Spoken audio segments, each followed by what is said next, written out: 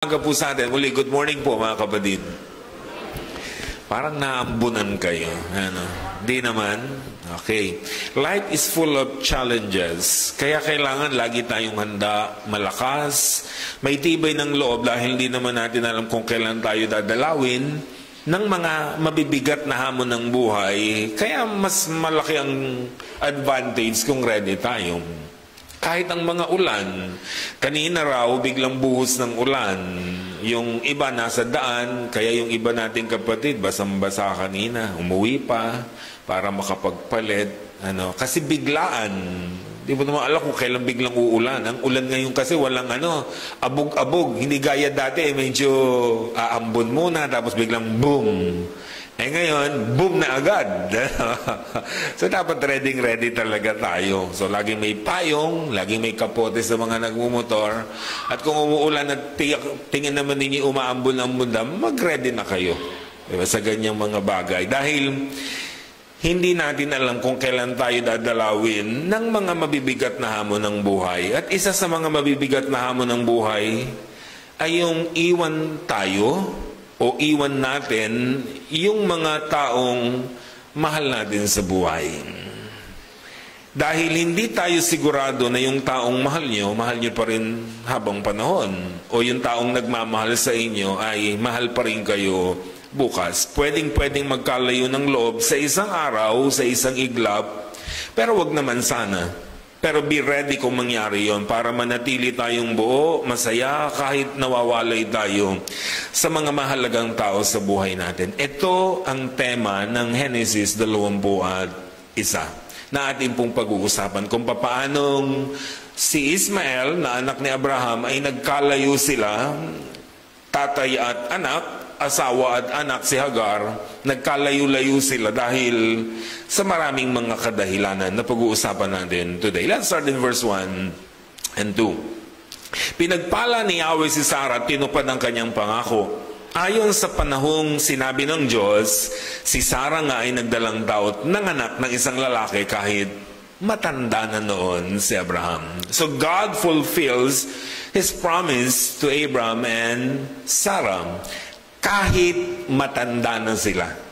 So nakita niyo yung point, ipinagdiinan, talagang matanda na sila. Kasi 100 years old na si Abraham, 90 years old na si Sarah, pero tinupad pa rin ng Diyos ang kanyang pangako na magiging lahi niya, magiging sindami ng bituin sa langit, diba? Na hindi mangyayari kung wala siyang anak.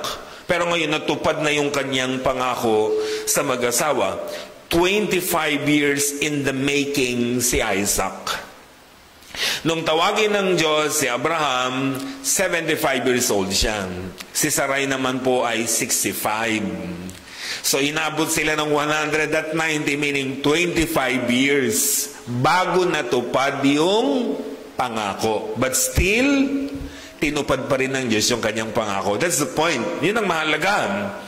Nangako siya, kahit matagal ang ginugol, tinupad pa rin niya yung kanyang pangako. Verse 3 and verse 4. Isaac ang ipinangalan ni Abraham sa kanyang anak. Ayon sa utos ng Diyos, tinuli ni Abraham ang bata 8 araw pagkasilang nito. So Abraham and Sarah obeyed God's command. Kaya naman nung ipanganak ang kanilang anak, kaisa-isang anak, pinakamamahal na anak, kung anong sinabi ng Diyos, kung anong instruction ng Diyos sa kanila, yun ang ginawa nila. Nung mangako ang Diyos sa kanila, nabibigyan sila ng anak, ano ba ang sabi ng Diyos sa kanila? Genesis 17:19. Kaya sumagot ang Diyos, ang asawa mong si Sarah ay magkakaanak ng isang lalaki at tatawagin mo siyang Isaac. Kaya paglabas ng bata, alam na nila agad ang ipapangalan nila. Kasi sinabi ng Diyos, ang batang ipapanganak ng asawa mo, ang ipapangalan mo, Isaac. Kaya paglabas ng bata, ang pangalan niya ay Isaac. So ginawa nila ang ayon sa utos ng Diyos. Pagkatapos, after 8 days, tinuli ang bata. Bakit nila tinuli? Inutos din ng Diyos yun. Sabi ng Genesis 17, lahat ng lalaki na isisilang sa inyong lahi ay tutuliin pagsapit ng 8 araw. Kasama rito ang mga aliping isinilang sa iyong sambahayan. Gayon din ang aliping binili sa dayuhan. Ang palatandaang ito, take note that word, palatandaan sa inyong katawan ng magiging katibayan ng ating walang katapusang kasunduan. Ang sino mang lalaking hindi tuli, ititiwalag sa inyong lahi sapagkat hindi siya tumupad sa ating kasunduan. So sabi ng Panginoon kay Abraham, so bibigyan kita ng anak, pararamihin ko ang iyong lahi at ang palatandaan ng ating kasunduan, dapat lahat kayo, lahat ng lalaking isisilang sa inyong lahi, tutulin pagkatapos ng 8 araw ng kanilang pagkakasilang. Kaya itong si Isaac, nung isilang siya, after 8 days, sinuli na agad. Kasi yun ang utos ng Diyos. Bakit? Dahil ito raw ang magiging palatandaan na sila'y bahagi ng lahi ni Abraham, sakop ng pangako ng Diyos sa kanila. Kasi kung hindi ka circumcised sa kanilang panahon, hindi ka bahagi sa pangako ng Diyos. So hentil ka, hindi ka kasama sa lahi ni Abraham. Yan ang ibig sabihin lang nun. So every person na circumcised, lahi yan ni Abraham. Lahat ng hindi circumcised, hindi yan lahi ni Abraham. Yun yung katunayan. No? Kasi sabi ng Diyos, ito ang magiging palatandaan ng ating kasunduan. Palatandaan kasi ang circumcision sa kanila. Parang ano yan halimbawa sa amin, di ba sa probinsya, noon, yung mga manok, sama-sama lang. Yung manok ni kapatbahay, A, B, C, D, F, G, lahat ng yan sama-sama lang. Gala-gala lang sila. Siyempre, di ka pwedeng kumatay ng manok ng hindi iyo. Paano mo ngayon malalamang iyo yun? Sa amin, may mga palatandaan yan. Ngayon kasi medyo hindi na gano'n ang nangyayari. Kanya-kanyang kulungan na. Pero noon, gano'n talaga. Anong palatandaan? Pagkapisa ng itlog, naging sisiw na siya, ang gagawin po namin diyan, pinuputulan ng daliri. Okay? May 4 siyang daliri. Tama ba? Tama, 3, 4. Meron kasi sa likod bali 4. Halimbawa, si kapitbahay A, ang kanyang palatandaan, ito ang puputulin. Hindi naman sagad. Yung bang kuko lang, matatanggal yon kasi hindi natutubo yung kuko. So, ibig sabihin, basta ito ang tanggal, kanya yon. Hindi kami pwedeng magluto nun. Diba? Kasi kanya yun. Doon sa kapitbahay na isa, ito. Sa kapitbahay na isa, ito. Sa kapitbahay na isa, ganito. Sa amin halimbawa ay dahil wala nang tigi-isa, 2 na. Ganon na. Ganon. So, palatandaan yun. Diba? Ganon ang ibig sabihin. So, sa kanilang panahon, sa mga Israelita, iyon ang palatandaan nila. 8 days, pagkakasilang ng bata, tutuliin. Bilang palatandaan na bahagi sila ng lahi ni Abraham, bahagi ng pangako ng Diyos sa kanila. At kung hindi katuli, sabi ng verse, itatakwil sila. Kasi hindi sila bahagi ng bayan ng Diyos. Verse 5 to 7. 100 taon na si Abraham nang ipanganak si Isaac. Sinabi ni Sarah, nakakatawa ang ginawang ito sa akin ng Diyos at sino mang makarinig nito itiyak na matatawa rin. At sinabi pa niya, sa edad na iyon ni Abraham, sinong makapagsasabi sa kanyang ako'y mag-aalaga pa ng bata? Gayunman, nabigyan ko pa rin siya ng anak kahit siya ay matanda na. Hindi pa rin makapaniwala itong si Sarah sa nangyari. Kaya hanggang pagsilang ng kanyang anak, tawa pa rin siya ng tawa. Naalala nyo nung sabihin ng Diyos na, next year, manganganak na ang asawa mo, magkakaanak na kayo. Tumawa siya, di ba? Si Abraham, tumawa rin. Pareho lang naman silang nagtawa dahil hindi nila kayang lunukin yung ideya ng isang 90 years old at 100 years old mag-aanak. Pero nangyari yun. At nung mangyari na si Sarah, habang siguro iniiwi yung kanyang anak, tawa pa rin siya ng tawa. Hindi niya kayang pigilan ang kanyang sarili dahil nakakatawa naman talaga. Kaya sabi ni Sarah, pag naalaman ito at nabalita sa ibang mga lupain, pagtatawanan din kami. Kasi sino ba naman ang mag-aakala, 90 years old, 100 years old, magpapadede pa, mag-aalaga pa ng baby. Imagine that, isang lolo at lola, meron pang anak. Verse 8, Lumaki ang bata at nang ito'y awatin, naganda ng malaking salo-salo si Abraham. Hindi birthday ang ipinaghahanda nila. Kasi sabi ko sa inyo sa Bible, may 2 tao lang na nag-birthday. Alam niyo ba yon? Sa Old Testament, si Haring Paraon. Sa New Testament, si Haring Herodes. Kasi ang pagbe-birthday pang mayaman lang. Di ba, Tadyo? Di ba? Pang mayaman lang yung birthday na yan. Ano? So, meron silang pera, marami silang pera. Hari sila eh. So, nagbe-birthday sila. Kaya sa kanila, ang pinaghahanda nila, hindi yung birthday. Ang pinaghahanda nila, yung araw na aawati na yung baby, yung sanggol, sa kanyang magulang. Yan ang kanilang ginagawa. Alam niyo kung bakit nila sineselebrate yun? Yung pag-aawat ng baby. Kasi, nung unang panahon, kahit naman ngayon, ang pinakadelikadong stage ng tao ay yung kanyang pagka-baby. Diba? Yung 1 to 2 years old o hanggang 5 years old, yan ang pinakadelikado, lalo na sa kanilang panahon. Hindi naman moderno ang medisina, hindi naman nalalaman agad. Diba sa atin ngayon, yung newborn screening na tinatawag, alam mo agad kung merong defect yung bata, meron siyang sakit o kung ano mang problema ng kanyang physical na katawan. Diba? Tapos, kompleto pa sa turok. Bago ilabas sa ospital, puro turok na. Every month, tuturukan pa sa barangay, sa ospital. Ang daming turok. Bakit? Para maging healthy ang bata. O ganun ang ginagawa. Kasi nga, yun ang pinakadelikadong stage. So sa kanila, pag lumampas sila sa stage na yun, isineselebrate nila. Ibig sabihin, malaki na ang chance ang mabubuhay ang batang ito. Ayun ang ibig sabihin nila. Ano po? So according to Jewish tradition, yung pag-aawat sa baby between 18 months to 5 years old. Sa kanilang panahon. Even sa atin naman, di ba? Hanggang 5 years old din naman ang pag-aawat ng baby. Di ba? Kasi hindi na yata bagay kung 10 years old dumedede pa. Di ba? 8 years old. Usually, di ba? Hanggang 5. Ngayon, minsan humahaba hanggang 6, hanggang 7, kasi sa baka na dumedede, hindi naman sa magulang. Ano? Kaya okay lang. Ano? Pero kung sa magulang, siguro hanggang 5 lang. Ano?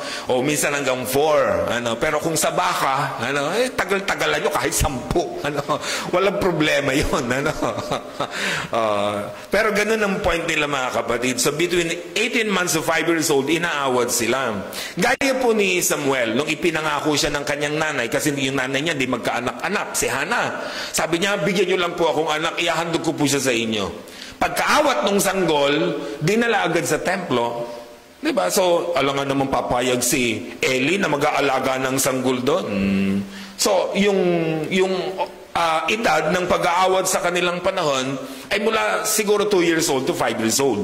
Kaya sabi nila, pwedeng si Samuel that time is nasa around 2 to 4 years old nung dalhin siya sa templo. So, ganun ang ginagawa nila. So, si Abraham, si Sarah, ipinagdiwang nila yung araw ng pag-aawat nila kay Isaac, nang ibig sabihin, malaki na ang tsansa ng batang ito mabubuhay, lalakas, lulusog, kasi naawat na siya sa kanyang ina. Verse 9 up to 10. Minsan nakikipaglaro si Isaac, nakikipaglaro kay Isaac si Ismael, ang anak ni Abraham kay Hagar na taga-Ehipto.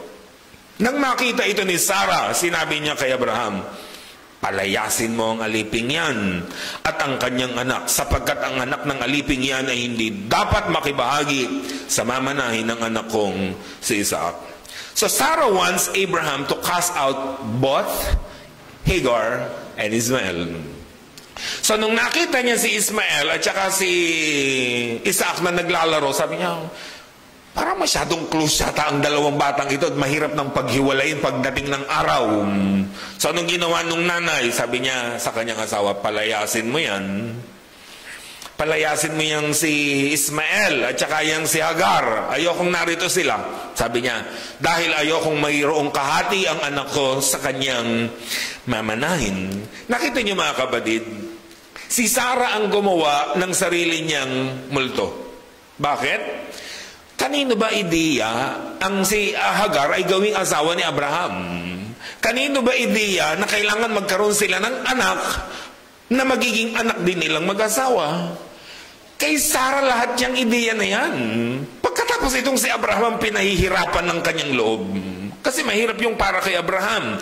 Palalayasin niya ang kanyang pangalawang asawa at ang kanyang unang anak na si Ismael. Verse 11 up to 13. Labis itong ikinalungkot ni Abraham. Of course, alam ka namang matuwa siya sapagkat anak din naman niya si Ismael. Ngunit, sinabi ng Diyos kay Abraham, huwag kang mag-alala tungkol sa mag-ina. Sundin mo ang gusto ni Sarah sapagkat kay Isaac magmumula ang lahing sinasabi ko sa iyo.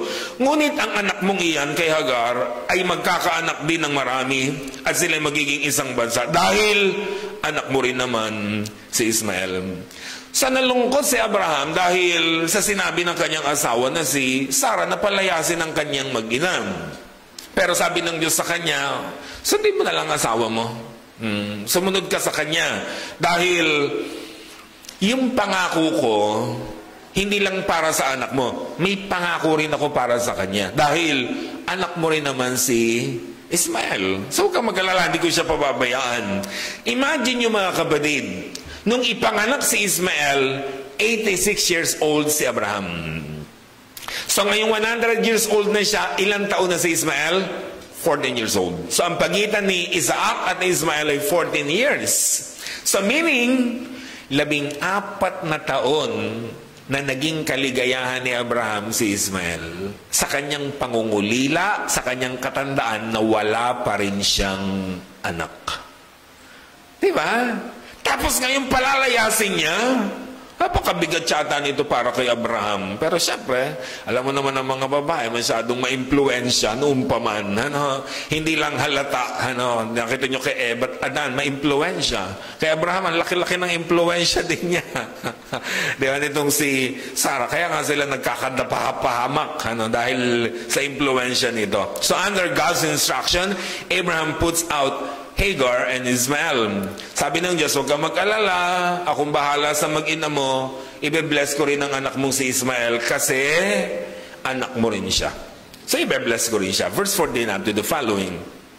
Madaling araw pa lamang ang mag-ina ipinaganda na ni Abraham ng baong pagkain at inumin. Ipinapasa ni Abraham ang mga ito kay Hagar at ang mag-ina ay kanyang pinaalis. Nagpagala-gala sila sa ilang ng Berseba.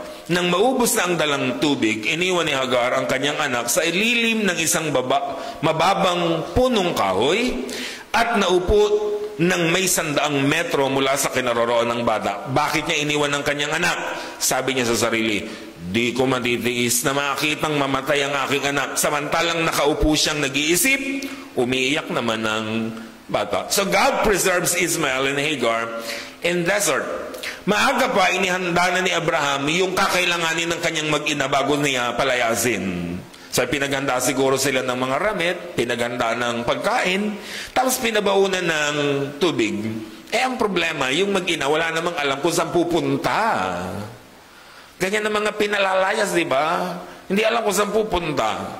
So, alis naman sila, disyerto yan. Kailangan talaga ng maraming tubig.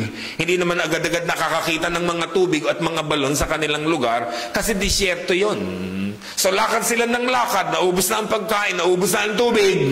Uhaw na sila to death. So, ikamamatay ang uhaw. Totoo yan. Sabi nga nila, pwede kang mabuhay ng walang pagkain, pero hindi ka pwedeng mabuhay ng matagal ng walang tubig. Kasi napakahalaga ng tubig. Diba sa buhay ng tao, pwede ka mag-survive ng ilang araw kahit walang kanin at ulam. Basta may tubig. Pero mahirap mag-survive ng ilang araw nang walang tubig. Ikamamatay natin yan. Madi-dehydrate tayo. So, wala na siyang mapainom sa kanyang anak. Iyak lang ng iyak, uhaw na uhaw. E di siyempre lalong nadi-dehydrate, iyak pa ng iyak, labas pa ng labas ang tubig sa kanyang katawan. Iniwan niya ang kanyang anak. Umalis siya ng 100 metro, tsaka na lang siguro di siya nagunguy-nguy doon. Bakit? Sabi niya, hindi ko kayang pagmasdan ng anak kong mamamatay. Alam niyo, isa sa mga pinakamasakit na pwedeng maranasan natin, yung makita mo ang anak mo na agaw buhay. Makita mo ang anak mong malalagutan ng hininga. At isa pang mahirap na sitwasyon yung makita mo yung anak mong may kailangan, di mo maibigay-bigay. Yung merong gusto hindi mo kayang ibigay. Kailangan ng anak niya ng tubig pero hindi niya maibigay-bigay. Ang sakit-sakit nun sa isang nanay. Kaya iniwan na lang niya ang kanyang anak, lumayo ng konti, ayaw niyang marinig ang iyak nito. Sabi niya, mamamatay din lang tayo, mamatay tayong magkahiwalay. Kesa na mamamatay siyang, nakikita yung kanyang anak na namamatay ng paunti-unti. So iniwan niya ang kanyang anak. Verse 17 up to the following. Narinig ng Diyos ang iyak ng bata at nagsalita mula sa langit ang anghel ng Diyos. Hagar, anong bumabagabag sa iyo? Huwag kang matakot. Narinig ng Diyos ang iyak ng iyong anak. Lapitan mo siya at patahanin. Gagawin kong isang dakilang bansa ang kanyang lahi. Pinagliwanag ng Diyos ang paningin ni Hagar at nakita nito ang isang balon.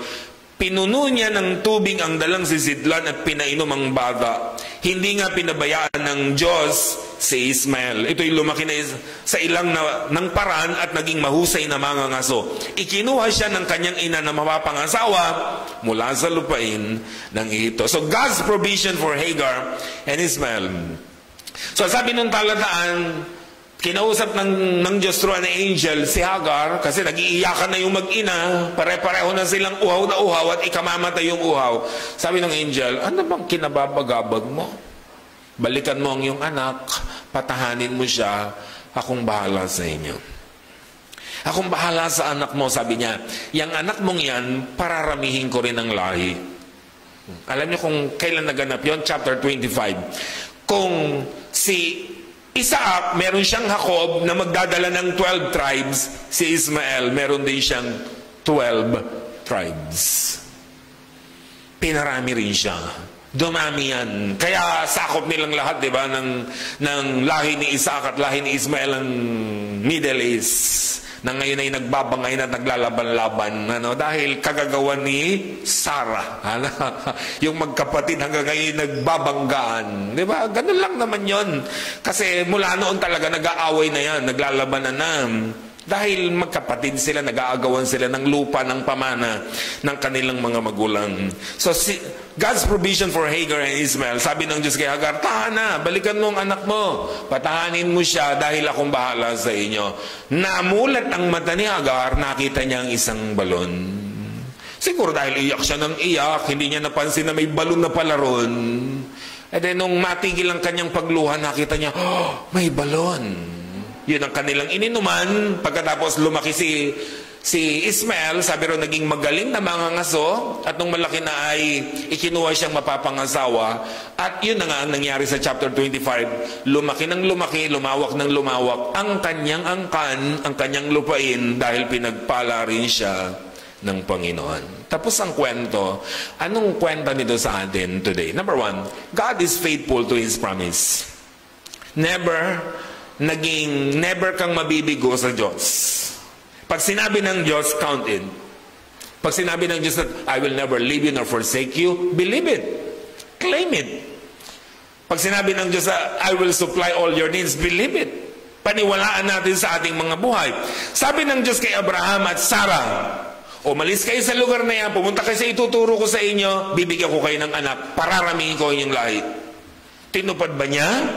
Tinupad. Pero matagal. Nung 1 taon na lang ang nalalabi sa timetable ng Diyos, sabi ng Diyos, next year, magkakaanak na kayo. Tinupad ba ng Diyos? Pagkatapos ng 1 taon, nanganak nga si Sarah. Yung promise siya kay Hagar, sabi ng Diyos sa kanya, tahan na, huwag ka nang umiyak, akong bahala sa anak mo, pararamihin ko siya. Ginawa ba ng Diyos? Ginawa niya. Dahil anak din yun ni Abraham sa chapter 25. Kasi pag nangako ang Diyos, tinutupad niya. Sabi po ng awit 119, 140, ang pangako mo sa amin subok na't walang mintis. Ano yung ibig sabihin ng walang mintis? Hindi sumasala. Parang halimbawa, kung ikaw ay tumitira, ikaw ay bumabaril, hindi nagmimintis. Sabi mo, magaling yan, hindi yan nagmimintis. Sure ball. Pag tumira yan, shoot agad. Ganun yan, mga sure ball, mga shooter yan. So ang Diyos natin sa langit, ang sabi po ng mga awit, sure ball yun. Pag nangako siya, walang mintis yun. Gagawin niya yun. Ganun ang Diyos natin sa langit. Yang katabi mo, marami ng mintis yan. Ang dami ng ipinangako niyan sa iyo, pero mintis. Ang dami ng ipinangako niyan sa Diyos, mintis din. Ang dami ng ipinangako sa kapilya, mintis din. Diba? Pero ang Diyos natin sa langit, pag nangako siya, walang mintis yun. Sureball yun. Sabi ng awit 145:13, di ka bibiguin sa mga pangako pagkat ang Diyos ay tapat. Hindi ka mabibigo sa Diyos. Maraming mga tao, bibiguin tayo, mangangako ngayon sa atin, pagkatapos ay hindi rin naman gagawin. Pero ang Diyos natin, never tayong bibiguin sa kanyang mga pangako. Basta sinabi ng Diyos, tutuparin niya yun. Kaya, pwede nating panghawakan ang pangako ng Diyos. Alam niyo kung bakit pwede nating panghawakan ang pangako ng Diyos? Because our God in heaven is not forgetful. Tayo, makakalimutin tayo. Minsan nga, salamin nga lang natin, di natin alam kung nasaan eh. Yung susi nga natin, di natin alam kung nasaan eh. Kahit nga pag inom ng gamot, di natin alam kung, uminom ba ako? Yung mga may maintenance, di ba? Yung pag may maintenance ka, ang question mo agad, nakainom ba ako? Di ba? Kaya yung iba, bumibili ng mga boxes na merong Monday, Tuesday, Wednesday, hanggang Sunday.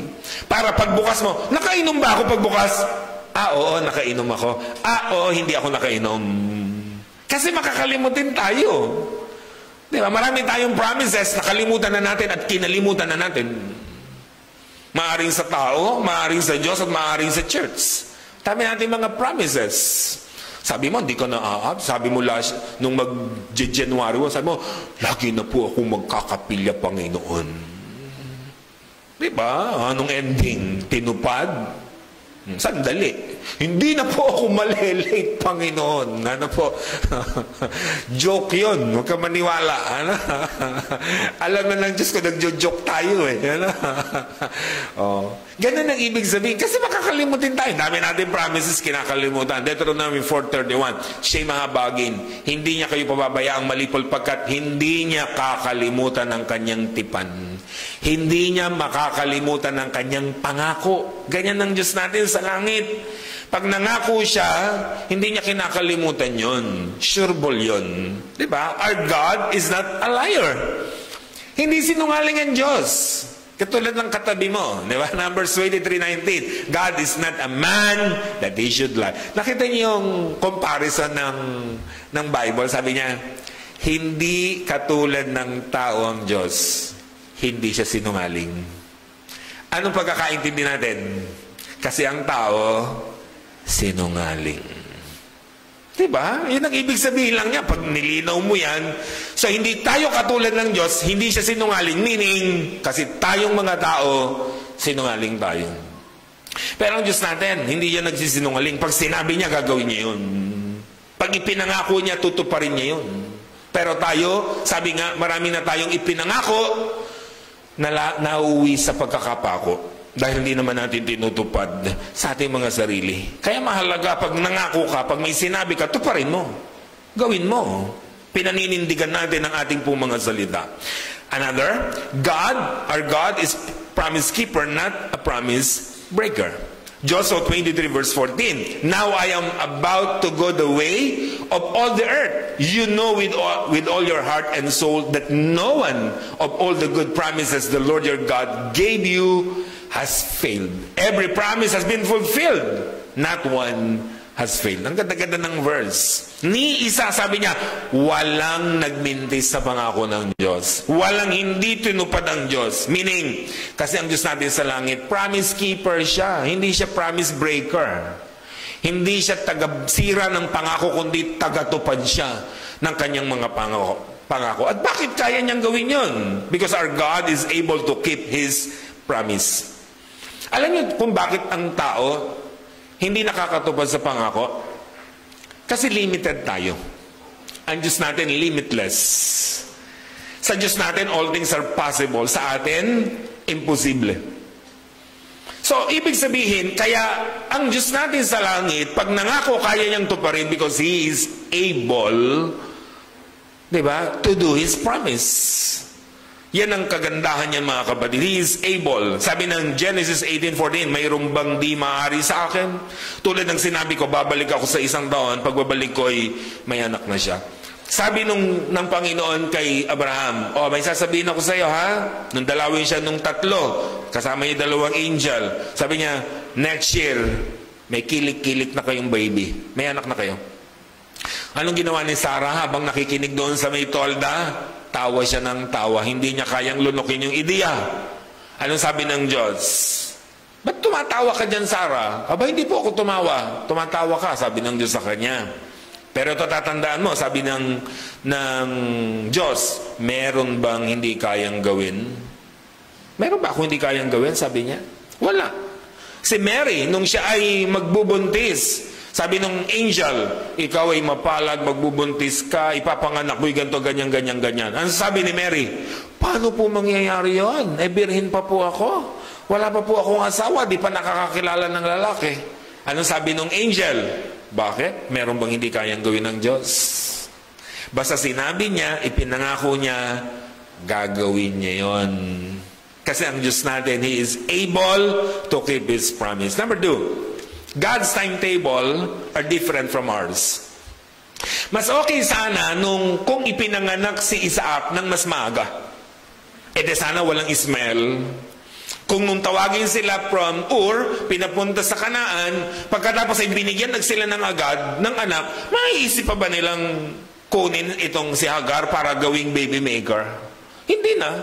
Sana man lang ay naging mas maaga pa, di ba? At sana hindi sila nagtawa doon sa ideya. Pero listen mga kapatid, God's timing is always perfect. Hindi nagbabago yun. Yung timetable natin, yung oras natin, laging palpak yun. Pero sa Diyos, hindi yan pumapalpak. Iyon ang gusto ng Diyos.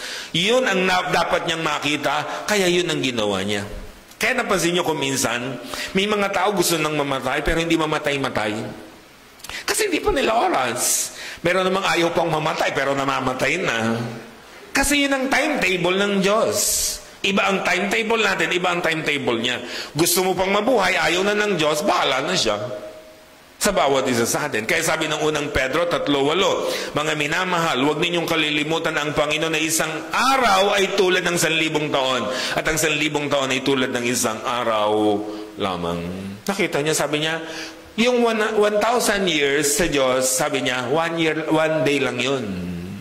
Kaya di ba sa kanila, noong pa man ang promise niya, babalik ako. Nainip nga yung mga nasa New Testament yung mga unang mga mananampalataya. Kasi noong pa man, promise nang babalik na si Jesus. Hanggang ngayon, hindi pa bumabalik. Bakit?